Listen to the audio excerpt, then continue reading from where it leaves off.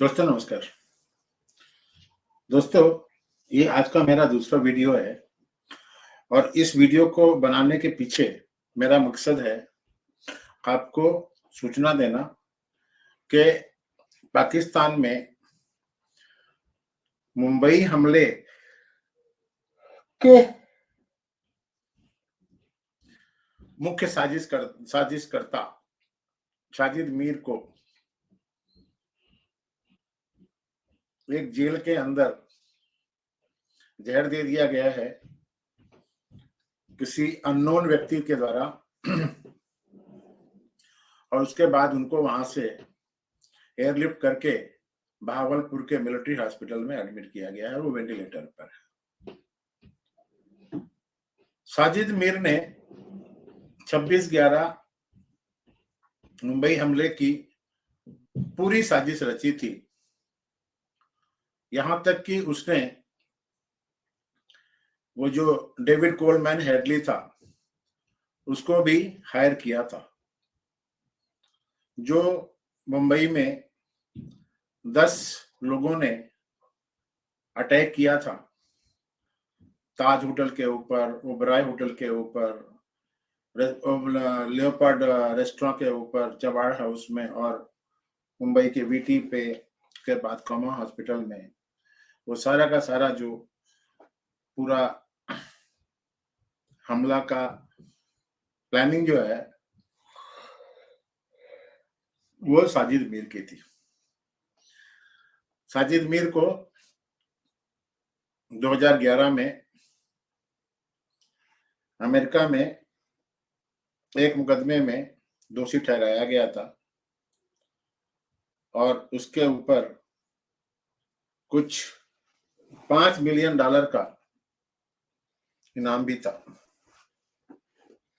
साजिद मीर को FBI ने अपनी वांटेड लिस्ट में रखा था। ऑब्वियसली क्योंकि भारत पर अटैक हुआ था तो भारतीय गवर्नमेंट भी उसी तरीके से साजिद मीर को अपने वांटेड लिस्ट में रखी हुई थी। इंटरपोल के नोटिंग उसके ऊपर इश्यू हो गई थी और साजिद मीर के ही चक्कर में FATF में पाकिस्तान को ग्रे लिस्ट में रखा गया था। साजिद मीर को बचाने के लिए चाइना ने काफी कोशिश की। अल्टीमेटली उसको पाकिस्तान गवर्नमेंट ने अरेस्ट करके जेल में डाल दिया था। वो जेल में सारी सुविधाओं के साथ में था। अलग से जेल में रखा गया था उसको, अलग से उसके लिए खाना बनाने वाला आदमी भी था। और समाचारों के हिसाब से कि वो जो खाना बना करके उनको दिया करता था वो गायब है, नहीं मिल रहा है।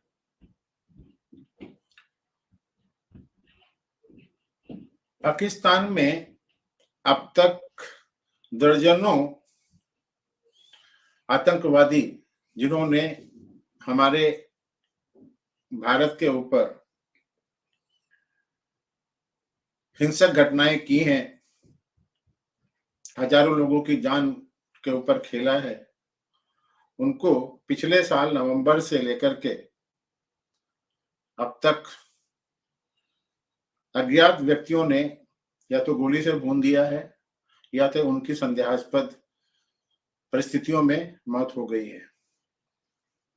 इसकी शुरुआत पिछले साल नवंबर के महीने में हरविंदर रिंडा, जो नारकोटिक्स टेररिस्ट था, लाहौर में रहता था, उसकी लाहौर में मृत्यु हो गई। कहा जाता है कि उसने ज्यादा ड्रग का डोज ले लिया था, इसलिए उसकी मृत्यु हुई थी। उसके एक दिन के बाद हैप्पी संगेरा, जो एक टेररिस्ट था या कैसे भी समझो, उसकी इटली में अज्ञात व्यक्तियों ने गोली मार दी थी और वो अभी तक नहीं मिले। और उसी नवंबर के महीने में एक तीसरे खालिस्तानी टेररिस्ट को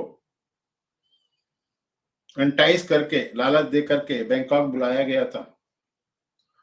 उसका नाम था कुलविंदर जीत सिंह खानपुरिया, और वहां से हमारी इंटेलिजेंस एजेंसी उसको पकड़ करके भारत में लेकर के आई थी। ऐसा लगता है कि इंटेलिजेंस एजेंसीज को खानपुरिया के को मारने में ज्यादा इंटरेस्ट नहीं था, उसको ला करके और जो खालिस्तानी लोग हैं उनके बारे में ज्यादा जानकारी मालूम करनी थी। पिछले साल मार्च के महीने में ऐसे ही लाहौर में ही एक खालिस्तानी टेररिस्ट को मारा गया था। उसके बाद तो एक सिलसिला ही चालू हो गया पाकिस्तान में लोगों के मारे जाने का, और अब तक करीब 16-17 लोग वहां पर मारे जा चुके हैं। मारे जाने का तरीका भी अजीब सा है। मोटरसाइकिल में ये जो अज्ञात हमलावर हैं वो आते हैं और अपने इस निशाने को अटैक करते हैं और उसके बाद में निकल जाते हैं। अभी तक पाकिस्तान की आईएसआई, पाकिस्तान की पुलिस, पाकिस्तान की फौज इन अज्ञात हत्यारों का पता नहीं चला सकी है या लगा सकी है। अब क्या हुआ है कि पहले तो ये लोग छुपा रहे थे कि भाई ठीक है, इनके दिमाग में एक घुसा के रखा है कि ये आईएसआई जो है पूरी दुनिया की सबसे कॉम्पिटेंट, एबल, योग्य इंटेलिजेंस एजेंसी है। लेकिन अब धीरे धीरे उनको समझ में आ रहा है कि कुछ तो गड़बड़ हो रही है और इसमें विदेशी शक्तियों का हाथ है। कुछ दिनों पहले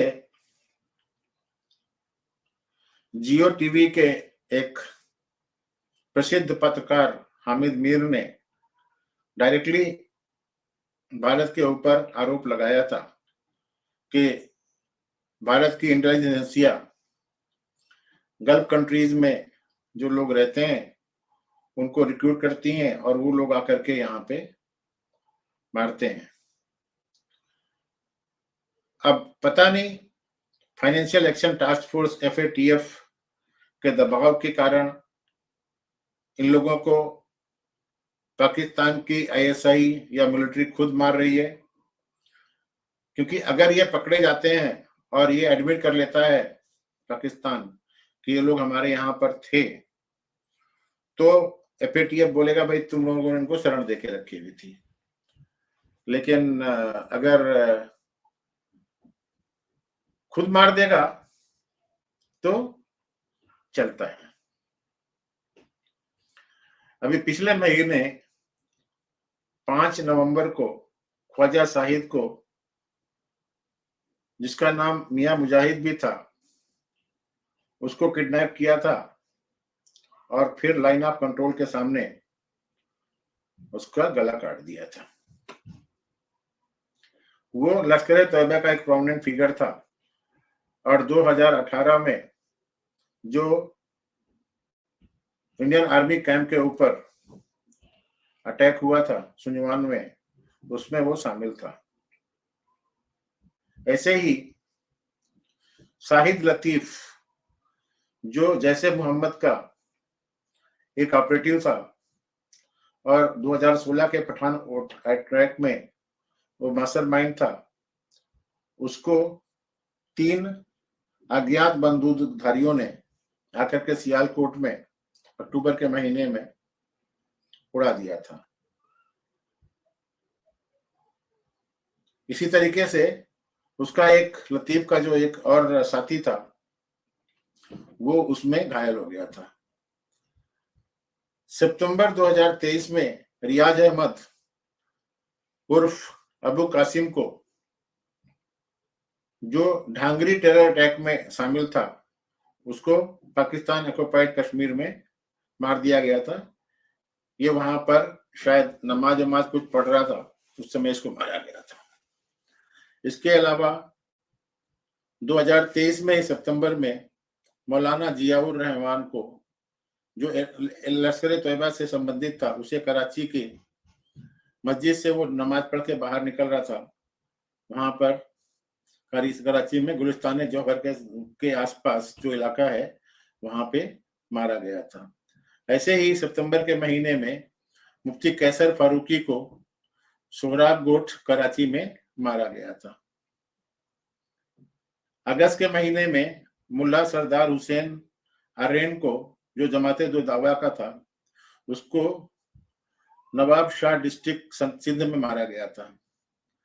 मई के महीने में परमजीत पनवर को लाहौर में मॉर्निंग में वो वॉक करने गया था, वो खालिस्तानी कमांडो फोर्स का लीडर था, उसको मारा गया था।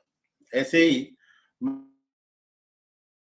मार्च के महीने में बशीर अहमद पीर को, जिसको उर्फ इम्तियाज आलम भी बोलते हैं, और वो हिजबुल मुजाहिदीन से संबंधित था, उसे रावलपिंडी में मारा गया था।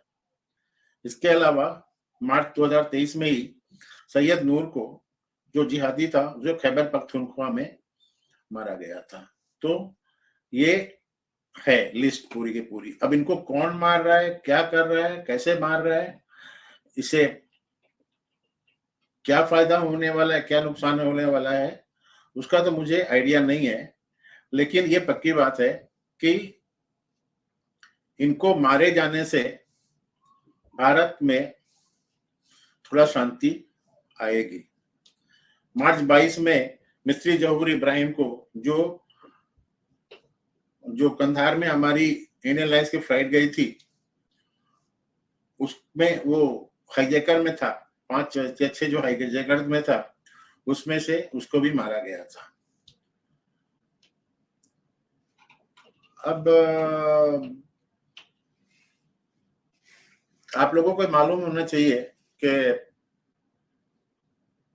हमारी जो पिछली गवर्नमेंट थी, मनमोहन सिंह साहब की जो गवर्नमेंट थी, उस समय हमारी जो एक्सटर्नल इन्वेस्टिगेटिंग एजेंसी है या जो इंटेलिजेंस एजेंसी है, उसको ज्यादा फ्री हैंड नहीं दिया जाता था।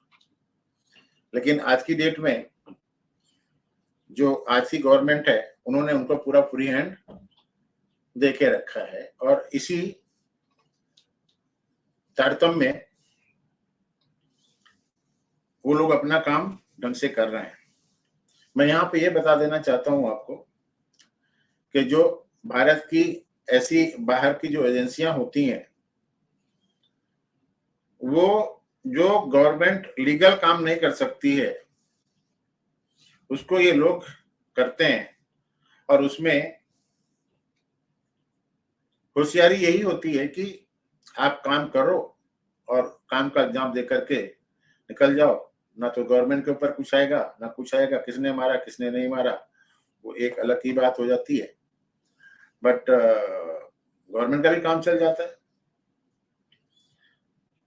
अगर आप लोगों को इस बारे में ज्यादा कुछ जानना हो या ज्यादा इंटरेस्ट हो, तो मेरी आप लोगों से गुजारिश है कि आप लोग, एक मूवी आई है म्यूनिक, उसको देखना, अमेजन प्राइम में है वो। उसमें उन्होंने दिखाया है कि जब म्यूनिक के ओलंपिक हो रहे थे, उसमें जो इजराइल के खिलाड़ी गए थे, उनको पैलेस्टीनियन ऑर्गेनाइजेशन पीएलओ के टेररिस्ट लोगों ने मारा था, और उसके बाद इजराइल ने जो भी उसमें इन्वॉल्व था,